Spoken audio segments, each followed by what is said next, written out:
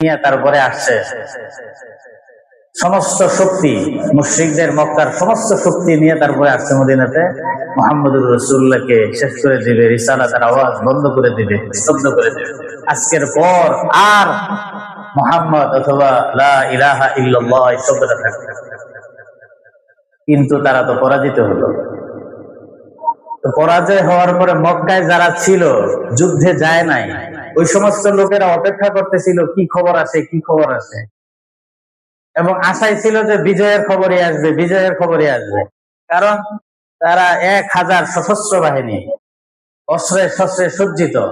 বিপরীত মুহাম্মদের পক্ষে মাত্র হইল 313 জন, যাদের মাত্র 8টা তরবারি, 2টা ঘোড়া, সবার হাতেও অস্ত্র নাই। এই নিরস্ত্র দুর্বল যারা দেশ ছেড়ে অন্য দেশে চলে গেছে, না খেয়ে মরতেছে, দুর্বল হয়ে গেছে, এদের সঙ্গে লড়াই করে জিততে তো বেশি সময় লাগবে না, অল্প সময়ই জিতা যাবে। এই চিন্তা থেকে তারা যারা মক্কায় রয়ে গেছে, নারীরা এবং যারা যুদ্ধে যায় নাই মুশরিকদের সাথে, তারা অপেক্ষা করতেছিল কি আওয়াজ আসে, কি খবর আসে, খবরের অপেক্ষায়। সর্বপ্রথম যে যুদ্ধের পরে যে খবর নিয়ে আসছে, মক্কায় ঢুকছে, তাকে জিজ্ঞেস করা হইলো যে কি খবর বলো। ওই নেতারা সব শেষ। মানে কি? আবু জাহেল, তাকে বলা হয়তো আবু হেকাম, আবুল হাকাম শেষ, ওতবার 2 ছেলে শেষ, উমাইয়া বিন খালফ শেষ, যে হযরত বেলালকে রশি লাগাইয়া টানতো হেসরাইতো মরুভূমির উপর দিয়া, ওরা শেষ, নেতারা সব শেষ। যে সংবাদটা শুনছে তার তো কলিজা ভেঙে গেছে। কি কও, এটা কি কোনো কথা হলো নাকি? তুমি কি ঠিকঠাক করে কইতেছ? এরকম জিজ্ঞেস করতেছে। এর মধ্যে হজরে আসওয়াদের কোনায় একজন বসা ছিল, আরেক কাফের। সে বলল যে ওর তো মাথা খারাপ হয়ে গেছে, ওর মাথাটা ঠিক নাই, ওরে জিজ্ঞেস করো যে আমার কি খবর। তাকে ওই যে কয় না যে কিরে, আমি কি এখন স্বপ্ন আছে নাকি, পরীক্ষা করার লোকে গায়ের মধ্যে চিমটি কাটে, ওই রকম যে ওরে জিজ্ঞেস করো যে আমি কোথায় আছি, আমার খবর ওরে জিজ্ঞেস করো, মাথা ঠিক আছে না, কি কয়। ওই কাফের জিজ্ঞেস করতেছে যে কি ওর কি খবর। সে তো হযরত আসওয়াদের কোনার মধ্যে বসা, অপেক্ষায় আছে, ভালো সংবাদ আসবে। সংবাদ ভালোটা আসবে না, 70 জন নিহত হয়েছে আর 70 জন বন্দী হয়েছে, কেউ ভালো অবস্থায় নাই। এই সংবাদ শোনার পরে তো মন তো খুব খারাপ, খবর ছড়ায় গেছে। আবু সুফিয়ান আসছে পরবর্তীতে। আবু সুফিয়ান জিজ্ঞেস না, তা কি খবর। ওই ঘটনা যে কি ঘটলো তা তো বুঝে উঠতে পারলাম না, হাইরা গেছে এটা তো কইতে পারতেছে না। ওই লড়াইটা ভালোই চলতেছিল, কিন্তু আসমানের নিচে জমিনের উপরে এমন কিছু দেখলাম, এমন সুন্দর উজ্জ্বল, এত পরিষ্কার, এত সুন্দর চেহারা দুনিয়াতে আর কখনো দেখি নাই। এরা যখন ময়দানে নামলো, আমরা খুব বিরক্তের সঙ্গে সামনে যাই, পরে যে কি হয়ে যায় জানি না, যে সামনে যায় হ্যাঁ এটি করে যায়। পড়ে যাওয়ার সিস্টেমও অন্যরকম, কোথায় থাকে কিভাবে করলা পরে বুঝতেই আছি না। হযরত আব্দুল্লাহ ইবনে জাহাশ রাদিয়াল্লাহু তাআলা আনহু বলেন, যুদ্ধ করতে করতে করতে করতে আমার তরবারিটা ভেঙে গেছে। নবীজির কাছে আয়েশা বললাম যে আমার তরবারি তো ভেঙে গেছে, আরেকটা তরবারি দেন। নবীজি বললেন তো নাই তরবারি, আরেকটা কোত্থেকে দিব।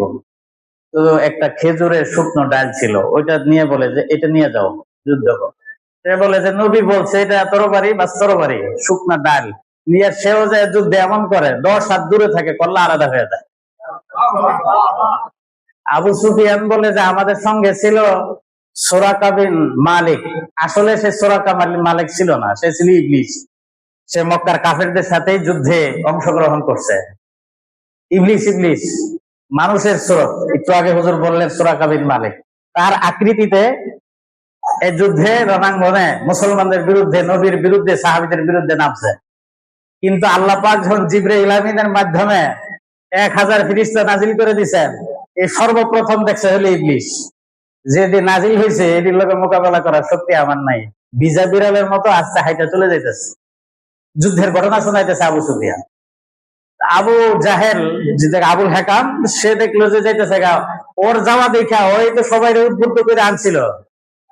সে যখন ভেজা বিড়ালের মতো মাথা তোলের দিকে জায়গা, মক্কার কাফেরদের শরীর স্তব্ধ হয়ে গেছে, ওদের জন্য মন ভেঙে গেছে, শক্তি দুর্বল হয়ে গেছে। তা আবু জাহেল তাদেরকে আবার চাঙ্গা করছে ভাষণ দিয়ে, যে ও গেলে গেছে গা, কোনো সমস্যা নাই, আমরা তো আছি, আমাদেরকে শরীরে শক্তি নাই, ইত্যাদি ভাষণ টাষণ দিয়ে আবার এদেরকে চাঙ্গা করছে। গেল কাকে জিজ্ঞেস করলো, গেল কাকে, যেগুলি নামছে যা দেখতেছি তোমরা তো দেখো না, এগুলোর সামনে মোকাবেলা করার শক্তি আমার নাই। এই হলো যখন মক্কায় এই খবরগুলো চলতেছিল, তখন আরেকজন কাফের সে চিন্তা করতেছে যে কি করা যায়, কি করা যায়, ভাল লাগে না, ভাল লাগে না, কি করা যায়। আমার ছেলেটা বন্দী হয়ে গেল, বাবা নিহত হয়ে গেল, আমাদের অনেক লিডাররা শেষ হয়ে গেল। এই যে পরাজয়ের গ্লানি, কষ্ট, আফসোস, লজ্জা ইত্যাদি সব তার উপর ভর করছে। তো সে চিন্তা ভাবনা কইরা, তার এক বন্ধু ছিল সাফওয়ান, এই সাফওয়ানের সাথে পরামর্শ করছে কি করা যায়। তো কি করা যায়, মাইক তো খেয়ে কি করবি এখন। তো তার অস্থিরতা কাটে না, পরাজয়ের গ্লানি যারা ধরে সে কিন্তু খুব পাগলের মতন হয়ে যায়। ও চিন্তা করতেছে কি করা যায়, অনেকক্ষণ চিন্তা ভাবনা কইরা সাফওয়ানকে বললো, সাফওয়ান তুই তো আমার কাছে অনেকগুলো টাকা পাস, তোর কাছে আমি ঋণী, তোর ঋণগুলো যদি আমি পরিশোধ করতে পারতাম তাহলে আমি এখন একাই মদিনায় যাইয়া মোহাম্মদকে সাইজ করে আসতাম। সাফওয়ান কয় যে তুমি কি সত্য কইতেছ? বলে হ্যাঁ, তোর ঋণগুলির কারণে আমি আটকায় রয়েছি, তোর ঋণগুলি যদি দিতে পারতাম তাহলে আমি যাইতাম। সাফওয়ান কয় ঠিক আছে, আমার ঋণ দেওয়া লাগবে না, তুই যা মোহাম্মদকে সাইজ করে থিয়ে যা। তুই কি ঠিক আছে, তার ঋণের লাগে আমার আটকাবি না তো? না, আটকাইতাম না। ও এখান থেকে ওইটা মদিনায় গেছে তরবারি নিয়ে, এই যাইতে যাইতে মসজিদে নববীর সামনে মানে হিংস্র বন্য পাগল হয়ে গেছে। মসজিদে নববীর সামনে গিয়ে যখন সে হাক ডাক দিতেছে, খুঁজতেছে, বিচারতেছে মোহাম্মদ কোথায়, তখন হলো সাহাবাই কেরাম কয়েকজন দেখছে, দেখে ওরা চিন্তা করছে তো মক্কা থেকে আসছে কাফের, একটু আগে না যুদ্ধ করে গেল আমগুলো লগে, ওরা যে হে আবার আইছে, হ্যাঁ তো আমার নবীরে খুন করে ফেলাইবো, বাচ্চা তো খুব খারাপ, তোরে গিয়ে অ্যারেস্ট করছে। হযরত ওমর রাদিয়াল্লাহু তাআলা আনহু ডেকে বলছে যে ও তো আমাদের নবীকে খুন করতে আসছে, কি করা যায় ওরে? হযরত ওমর তরবারি বার করে ওর গলার মধ্যে ধরে কি লাগাইছে, ফাঁসা করে চাপ দিয়ে ধরছে। তো ও কি হাসা কথা কয়, ওর তো উদ্দেশ্য হলো নবীকে খুন করবে, হত্যা করবে। তারপরে নবীজির কাছে খবর পাঠাইলো যে এরকম ব্যক্তি আসামি, সে আসছে, তাকে অ্যারেস্ট করা হয়েছে, কি করা যায়? বলে তাকে আমার সাথে নিয়ে আসো। তারপরে নবীজির কাছে নিয়ে আসছে, হযরত ওমর করবেনের দরাই তরবারি কাছে নিয়ে কইতেছে, আপনার কাছে গেলে সমস্যা করতে পারে, আপনি অর্ডার দিয়ে দেন, আমি কলাটা শেষ করে দেবো, কাছে গেলে ঝামেলা করবে। নবীজি বলছে তুমি তরবারি সরাও, ওরা আমার কাছে আইতে দাও। হযরত ওমর খুব বিচক্ষণ ছিলেন, তরবারি সরাইছেন, কিন্তু অন্য সাহাবীরে চোখের ইশারায় বলছেন তোমরা দুই সাইডে থাকো, আমার নবীর উপর যেন কোনো আঘাত করতে না। তোর যে অবস্থা, ও আঘাত করার জন্য আসছে। তারপরে সে আসছে, নবীর সামনে বসছে, নবীজি জিজ্ঞেস করছে যে কেন আসছো? কয় আমার ছেলের বন্দি করে রাখছেন, ছেলের কারণে আসছে। তরবারি নিয়ে এসো কে? ছেলের কাছে আইসো, ভালো তরবারি লয়ে এসো কে?